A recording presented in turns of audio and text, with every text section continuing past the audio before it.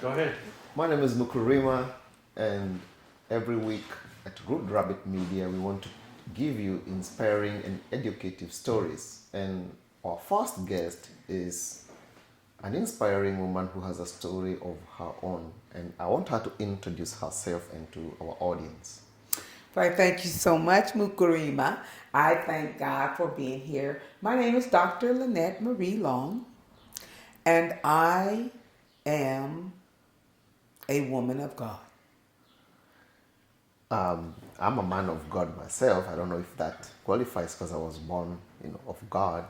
But what does it mean to you that you're a woman of God?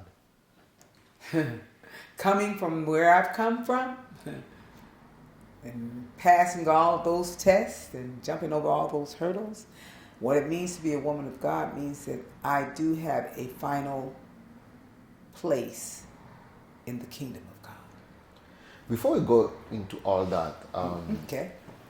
where were you born and raised? I was born in Long Beach, California. My mom was a stay-at-home mom. She was a domestic mother, and my father was a Navy man. He did his whole, career in the Navy, so he spent like 35 years in the Navy. I'm one of 7 children. There's 3 over me, and there's 3 under me. So I was right in the middle. Okay. One of the things that people tell me, hey, you speak with an accent, and I can also hear you speaking with an accent. Where are you born and raised? Where your forefathers from that gave you the accent? Yes, I have an accent from the South because we were raised. My dad's from the South, and I think my heritage, comes from Africa because we were born into slavery. We came out of my ancestors were born into slavery, probably 3 generations back, and came out of slavery and came here. And so the accent comes from the South. Okay. And the Southern. So is your name, is your last name Long? Does it have a relationship with the slavery or something like that? Yes. When they brought the Africans over, us Africans over to America, then they had this kind of an auction type of deal where they would auction off certain slaves. And then the point about that is we fought from the time we got on the boats until we got there. We were still, in a disarray with it. We wasn't trying to go along with it. They really could pick out who was the strongest ones, and they took the strongest male, and they made sure they made an example of him because they had to humble the rest of us. And so by putting his one leg on one horse and putting his other leg on the other horse, and then letting everybody that was there see him, they hit the horses, and the horses went different directions. And you could imagine, yes. And they did that in front of the other Africans. That was some of the way that they needed to do to make us submit because we were still fighting. So the plantation being Long, that's a plantation right now that you can go see it as a tourist, the Long's Plantation. It's where the master's last name was Long. So everybody that was a slave that was bought by him, was named Long. So we don't have our African names anymore because they were passed down to our ancestors who passed it down to us last 3 generations or 4 generations back. So we derived through all of it, and we had to learn a whole lot of other cultures. And in learning other cultures, we never knew who we were. So it's very difficult sometimes to look at ourselves and say, well, where did we come from? I mean, who are we? What do we don't have our, everybody has everything that they want. The African Americans, we don't have a country. Africans got Africa. China got Chinese. Korea got Koreans. But you're Africans. We're Africans So you that have, they have. oh, I see what you're saying. You have a continent. Right. You don't have a Come country. on now. You know? Right. And that makes it very different for us, because then people look at us and say, who do they think they are? They don't know we went through something we didn't want to go through. Do you think Africans understand the plight of black people in America? What makes you say that? I don't think they do, because the times that I've had conversation with them, they would act as if I thought I didn't like them, or they were better, that I was better than them. They didn't know, except for some who, like I had an African teacher, you know, who taught black studies, and I wanted to know all of it from the truth, you know, not only my parents being instrumental in sharing it, but me knowing the truth. They don't, Africans don't, some of them, can't say all of them, but some of them don't know the plight of the African American, because we had to make a culture for ourselves.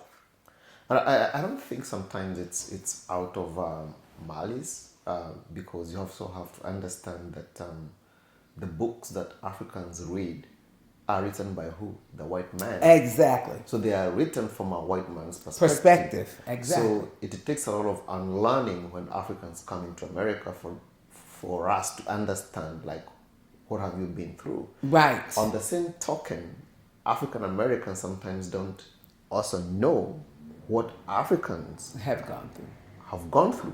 because you have so much to study in America that you don't dedicate a lot of time like studying like the truth about Africans, because what you watch on local cable news is like a continent of diseases. Right. They Continent show all the bad stuff. Yeah. Or the bad stuff. So Yeah, there all the has to bad be a stuff. deliberate effort for The both negative sides to stuff. kind of unlearn Right. the stereotypes. But when you look at that, you see that there it is again.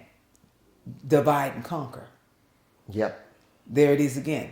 I mean, you're dividing the Africans from the African Americans. You don't want them both to come together to see what they need to see. There was a thing going on even back in slavery where you couldn't even read. You know, you would get beat or die for having a book. You know, and because everything that you needed to know was in the books, and so we prize in that today, where we got ourselves education. My mom and them was really adamant about us getting our education, making sure we go to school, making sure we were up on it, because of knowing who you are. It was very important to know who you are. So we had to become African American, and then still get mistreated. So as a child, how was life growing up as a child for you? Well, it was not, as a child, it was, it was fun. I did what children do, but yet I was always made to be conscious of who I was as a black woman, because that was something that back in that time, they knew that you need to know who you are so you can know where you are, so you can know what to do whenever you need to do it. So as a child, and I have to kind of emphasize this because I want to also learn from you. Did you ever experience something that reminded you like you don't belong, like your color isn't, or your race isn't? Yeah, I remember my dad being in the Navy, and we're being in the Navy housing, because you could stay in the Navy housing. And when you stayed in the Navy housing, you got to be there because you were in the service. So we were there, and he was pretty high up, but we was right across from maybe somebody white that was maybe they were a captain or whatever. And I remember the daughter, the white girl, was watering the ground, ground, and she watering the grass. And I came out, and I was just minding my own business. I'm getting ready to go to one of the other houses where my friends were, and I'm walking past her, and she called me a nigger. Oh, wow. And that, I went after her. I didn't care who she was. Because I had already knew who I was, and I had been taught about that. How old were you? And I probably was about 7, and I went in on her. I went to go run after her, and she did the very thing that they did to the black people.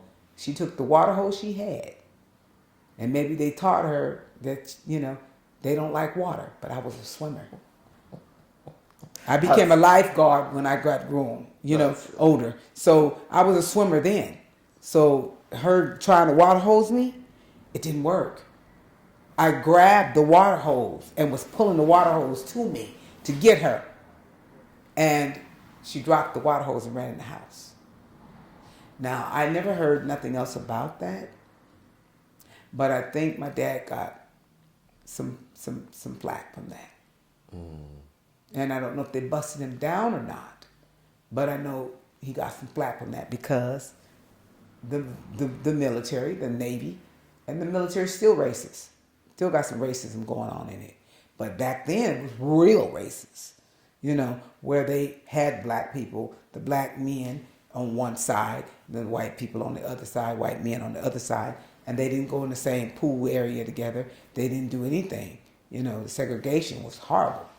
So at that time, as a child, were there so many black women that you looked up to and that maybe inspired you to be something?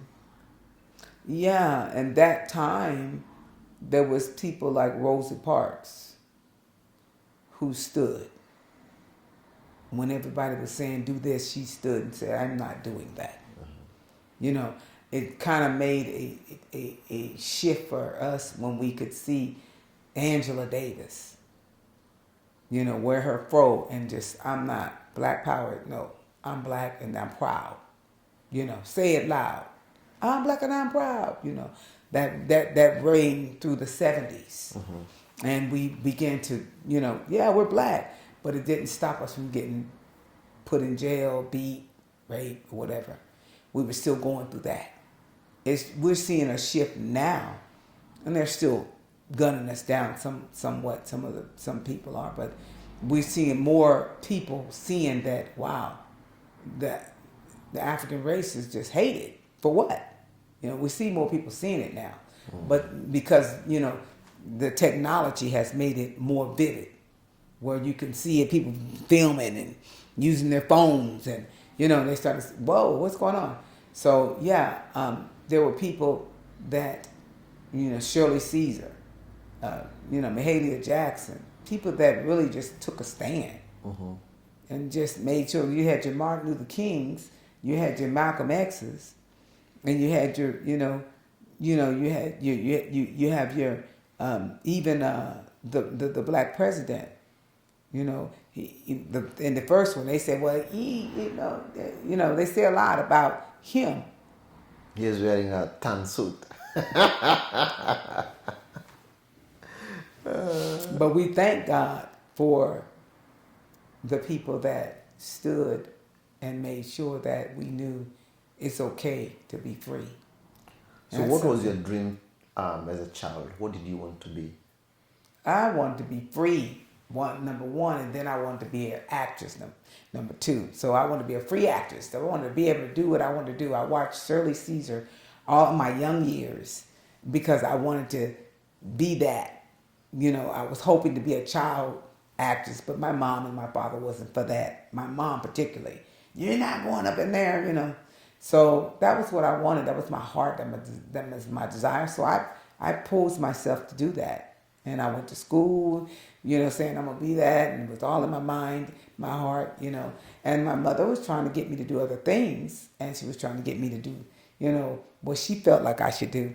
And I just was not, that wasn't my interest. You said that you wanted to be an actress. Is entertainment or being an actress runs in the Long family? Because there's Nia Long, who's an actress. I don't know. Nia might be my cousin. She might be related to me because Long is on the end of her name, and so we gotta say for sure we know she came from that plantation. But She might need you to put your hands on her because she's been going through some. I think she separated from her husband, I think last year. Yeah. So she might need some of your power. Yeah. You said you're a woman of power. Well, I'll be praying for her. I did pray for some people, and I've been praying for the industry. That's kind of where he's got me going right now. But back to knowing what I wanted to be able to act and go into it. So I studied myself in high school. I got good grades. I studied myself to go after what I wanted. So are you an actress now? No. Why not? What happened? Well, when I was in high school, I carried a 3.9. You needed a 3.4. You needed a 4.0 to get into the top schools. Do they call that, magna cum laude or? Well, it's the grade point average. Yes, there are names they give them. Like, the grade point average 3 point. I did a 3.9.4. So it was close to a 4.0. I think a summa cum laude. 4.0 straight A's. Yeah. Right. And so I went into, I had all my accreditations. Everything was approved. All I needed to do was get, myself into UCLA. They accepted me. I was going in. And the reason why I didn't go in is because when I went to go into the dorms, they couldn't find my name. Why? Well, he started saying my names. He was saying all the names, and my name wasn't there on the first list. My name wasn't there on the second list. He told me to go to the office, and they looked to see if my paperwork had ever came in being signed by my mother. And it wasn't. So because I didn't get my paperwork in, and then all of it was due the week before, the last week was like the 7 days before that, it was all due in. It needed to be in. They had like a time period. I don't remember all the time, but I know it had to be in way before we went to the dorms. I couldn't get in at all. I lost my scholarships because that was a tinging that you come in. And I ended up not going to UCLA. And that day, I remember getting on 3 buses, coming, and then being disappointed that I didn't get into the dorms or the school. Mm-hmm. I was really trying my best not to break down and cry in front of that woman. It was a white woman that said, "You're not here. Did you even send it out? It had to be signed. There's no admissions slip here. There's no admissions application here." I said, "Yeah, I did it all." And she said, "Well, we don't have it." And I thought to myself, there we go. There goes a black issue. And I'm thinking, I'm trying to give it something else. And I'm saying, oh, they don't want me to come here. That's what that is. And that wasn't it at all. I got on the bus. When I got on that bus, I sat right in the middle because I seen somebody that was pretty drunk in the back. And I was like, I get enough of that from my father, so no. And I sat in the middle and I just waited. And I was not crying. I was holding it. I didn't want to cry on the bus and bring attention to myself. I wasn't going to cry in front of the white lady and let her say, well, that's what you get. Whatever she might have said. I just held it. And when I got home, after catching 3 buses home, I went past my mother, who was not the mother you want to say nothing to in the wrong way, because she was the kind of mother that strong disciplinary, just put it that way. She was a strong disciplinary. So yes, sir, no, sir, yes, ma'am, no, ma'am, had to be said in the household. So I was going past her with a straight face and went into the room and broke down and cried. And I must have cried for maybe an hour or 2. And then I said, what am I going to do? I don't even know what I'm going to do. What am I going to do now? That's shattered. It was like my dream. It was a turning point. When you're on that bus and you are seeing this drunk man, did you have an interaction with him?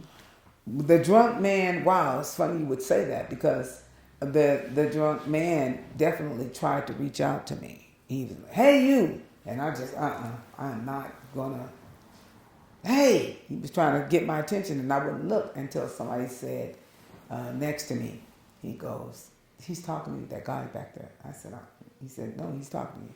So I looked back. He said, I'm talking to you.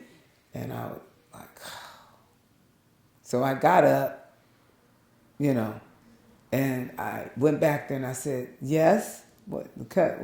What do you want me for? And he said, your life is not over. It is not over. And he didn't know you. And he did not know me. And then he passed right back out. I was sitting there looking at the man passed out. He didn't say what he said. And I'm thinking, okay. So I go back and sit down and I'm thinking, what in the world? So when I get home, I walk past my mother, go in the room, cry. But I'm still hearing that life is not over.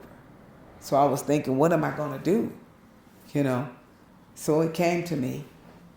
I felt like, go to Long Beach City College. They accepted me really well. Oh, yes, you know.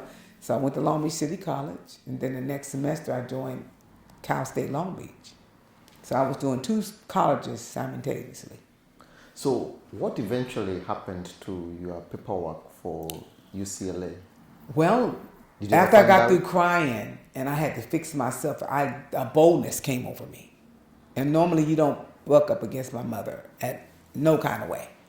But a boldness, I had to see. I couldn't let it rest in my mind that, oh, because they're white, they don't like me, I'm black, they did something to the paperwork. I wanted to make sure that the paperwork wasn't where my mother threw all the mail at. So, because she said it was there, so I was thinking it's got to be here. And that's where she puts all the mail. So I got up and I just got a boldness. And I said, I'm going to go look for it. And I'm not going to say anything. I'm just going to look for it. And I went, by this time I'm in high school, you know, and I went over there behind her chair and I started throwing stuff out looking for it. She said, what are you looking for? And she got, you know, and I didn't say a word. I just kept looking. You know, she said, what are you looking for? And I seen the paper and I seen the envelope and I said, this. I took it. I didn't say anything to her because I knew that she was going to do something or say something or whatever. So I held my peace until I went to the room. And then I just kind of could not believe it. Like, what? So then I went back and shared with her. You didn't never mail this. Why didn't you mail it? Why didn't you mail it? You know. What did she say? You know, I just got my, you know, she was just like saying she got too much on her, saying she can't do it all. And you know, I'm just one person and, you know, and I just was like, wow. Then went back to my school and then graduated from those schools. But yet, by this time I had gotten married, but the first marriage, it didn't work out. Why? Because he clearly wanted to have his cake and eat it too. He really wasn't trying to be a saved man of God. Mm-hmm. He wasn't trying to he had gotten hooked to drugs. And so he was letting that be his wife, more or less, you know. And so after he got put in jail, that was my cue to divorce him. Did you get married again? Yes, I did. I waited like 10 years, 11 years, and then I got married again. Because I got married young. I was probably 19 or 20, about 19 years old when I got married the first time. And I had 2 kids from that one. Then I got married around 10 years later? Almost 10 years later. And that second one didn't. I said, well, this time I'm going to get a man of God. This time I'm going to get a man of God. Yeah, but that, yeah. And I believe you guys were just performing miracles, no? Yeah, but that right there at the time that I went through that season with that marriage, I was too depleted to work a miracle.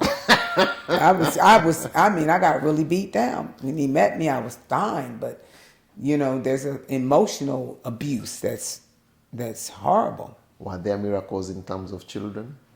Yeah, my children were my miracles. Oh yeah. So Cause they right today moving those miracles. Yeah, I have 4 children, so they're all of them are great kids. okay. So if what did you said the second marriage also ended? Yes, it ended because of infidelity as well. Okay. And he wasn't on drugs, but he had a very great insecurity Okay. of who I was. And I was always feeling like he was trying to strip me from being, who I knew I could be. And that's somebody, I've always had this, charisma, flash. Some people don't like it. Some people, can get with it, but it's just my style. And I think he would get uncomfortable with me being me, and so I got challenged with that. I had to take my clothes and get rid of those, and I had to, take off the makeup because I like you without makeup, and just all kinds. Yeah, most men do. Just all kind of stuff. It's like, get out of here, Yeah, and I was thinking, I ended up 326 pounds. Wow. When I got out that marriage, I was 300. Never been that big in my life. 326 pounds. And I ended up... And you are like 5'11", 5'10"? 5'6". You are 5'6"? Mm-hmm. Oh, or maybe it's the shoes. It's the shoes. They put a few inches on me. I should know. It's definitely the shoes. But I definitely really had to, when I came out that marriage in 2008, and there was infidelity, emotional infidelity. Because even if you have a marriage with your wife and you're physically, doing what you need to do with her, if you go out and you emotionally connect with another woman, and the things you're telling that woman are things that you should be telling your wife, you committed emotional adultery. And so most men don't know it, that it's not okay to go out with your girlfriend that's at work. Does your wife know about her? Because that could be something that... What if it's therapy? Well, that's something she still would know. Your wife still would know. No. That you talk to this woman for therapy.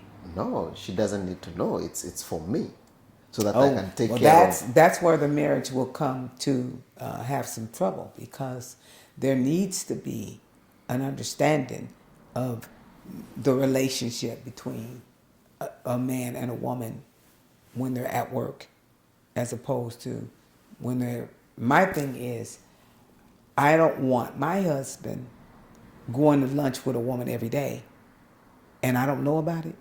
You're going to catch bonds that you don't need to. Mm-hmm. And it's not safe for the marriage. That's what I'm saying. So that was the kind of stuff that was happening. And he, came clean when I said I was leaving. All the stuff that happened in the marriage, he came clean from. We tried to go to counseling. He didn't want to do that.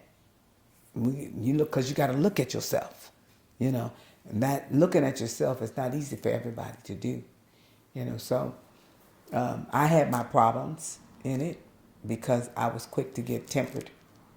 I could see what I did wrong. I, just got to a place towards the end where I just didn't want to say nothing.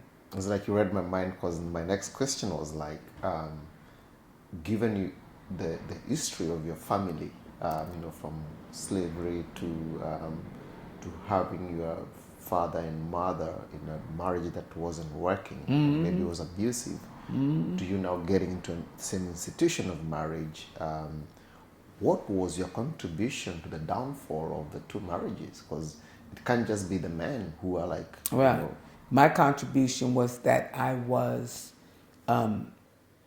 hurt and angry. And hurt people, Yeah. Well, he was hurt too.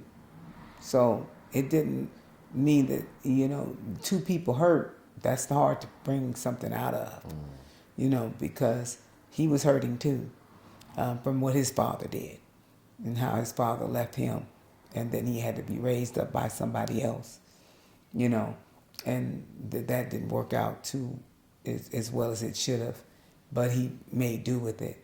And he was hurt too in relationships before me, I guess, all of the stuff that he had to deal with. But his ability to not provide was something that my mom said something about.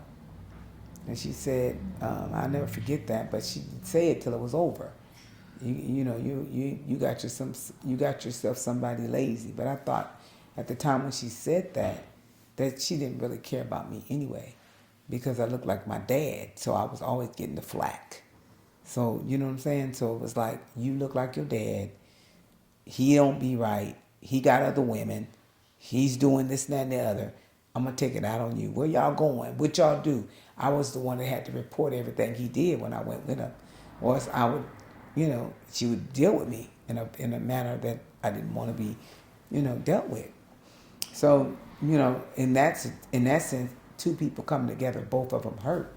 I believe my dad, that was not his first marriage. That was his second or third marriage with my mom. So clearly something was going on, and clearly something was going on with me, because I had been married once already, and then I got married to him, and everything I did, it just happened too quick.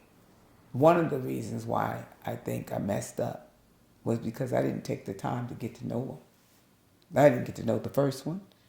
I didn't get to know the second one, because I was too busy going so fast. And so that in itself, moving too fast, making decisions, rashly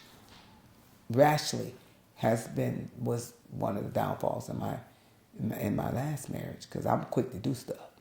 So is that something that you tell your kids, like when you tell your children about some of the pitfalls of making such kind of rash decisions? Yeah, don't rush.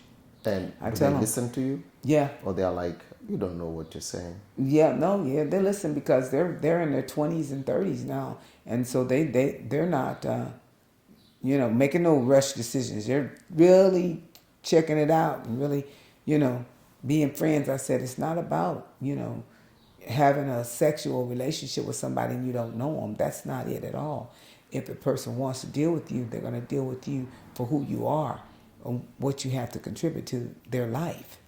Not your sexual being, because that is going to be neither here nor there.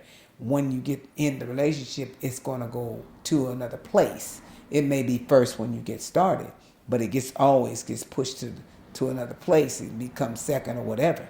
So if there's no stability, if there's no friendship there, then you have nothing to stand on. So I share it with them. You make sure that you be friends and get to know them. Do you sometimes fear that that pattern might repeat in their marriages? Like, who, them? Yeah. Not at all. I have no fear about what they're gonna do. Concern, maybe a better because word? they've got to see me go through some of it. My first two children see me in the first marriage. My first two children and my last two children, all four of them, see me in the second marriage. So it's like, we ain't going through that. So, when they see what they see, that makes them make a choice, that I don't want that, and then making a choice that they don't want it. How often do you cry?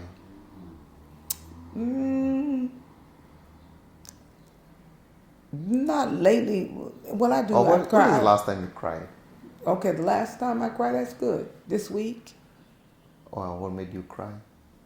That's personal. I just, talked to the Lord about some things, and He shared some things with me, and it made me cry. Do you think you are healed from all the things that you've gone through your life? I think He has healed me from my mother's stuff. I think He has healed me from my father's stuff. Because thinking is a unique word. I feel it. I feel it because thinking and feeling to me are the same. So is it a thought process, or you believe? I believe Yeah, that's good. That's good. Yeah, you're good. I believe that I have been healed from my father. Words have And this is meaning, why. you know? Yes, you're so right. This when I went through what I went through from the time of 6, probably 5 to 7, or 5 to 8. My dad was very promiscuous. When he would get drunk, then he would turn into another person, and so that other person would be the one that would try to touch on you and feel on you. I had an older sister that would always kick me out the house when he got like that, so she took the brunt of it, and it caused her to go into drugs and stuff like that when she got older. But I didn't forget the books that he would show me and all that. So when it came time for me to when I became 21 years old, I thought to myself, I got to get healed. Like you said, you were talking about being healed. I went to him and asked him, why did you do that? What did he say? Why did you do that to me when I was little? Why? And he said to me, the same thing he did when he came in the room. He did, shrugged his shoulders and said nothing. But I remember when he got ready to leave this earth, the week before he died, somebody shot him down dead in Long Beach, thinking he was somebody else's father. And he said he was sorry. How did that make you feel? That did it for me. That solidified, because I was already saved. I had gone that way because I couldn't go the way that I wanted to go. God had me going the way he wanted me to go. And so getting that from him was what I needed for that chapter. And what about your mom? What kind of a relationship do you think you had with your mom? I didn't have one with her for a long time until I got some healing. And then I decided, okay, it was funny because I had moved to Riverside after getting out that marriage, the second one. I moved from him and moved to Riverside. He was in Corona. And I went on and bumped into my mother. She was living in Riverside. And I thought, okay, wow, all right, ironic, because I hadn't spoke with her in a long time, because I decided, you know what, I don't need you in my life because of what you've done. And to me, it's clearly a notion that you don't want to be bothered with me. Mm-hmm. God dealt with our relationship and gave us an opportunity to come back together and mend that relationship. And we mended the relationship. And we began to start talking. And then when I found out she was in Riverside, I would drop by to see if she needed to go to the store or whatever. So God started building our relationship again. And it was at that moment that I was able to talk to her about what happened. And I didn't talk with her by myself. My sister, my oldest sister, had gotten off of drugs by that time. And we were both in the car. And we said, we need to talk about what Dad did. Mm-hmm. So we had a moment. Come to Jesus. Yeah, and we told her about it. And she said, and she said, Mom, you can't overlook it. This is what happened. I went through it. She didn't know that my sister would ever say, I went through this time and time again when you were not home. Well, why weren't you there for us? That was what my older sister was asking her. Where did you go? Why did you leave us like that so that we could go through that? And when we told you, and you know we were going through that, I didn't see it. Yes, you saw it, but you didn't want to see it, is what I told her. You didn't want to see it because of the era you come from, and it's okay. She said, well, I couldn't do, so she went into that whole I can't do it thing, I did the best I can do. I gave y'all a place. I'll give you the best I can do. And so we just looked at each other like, here we go, All right. Hold that thought right there. We'll come back to that same conversation after this break. Okay.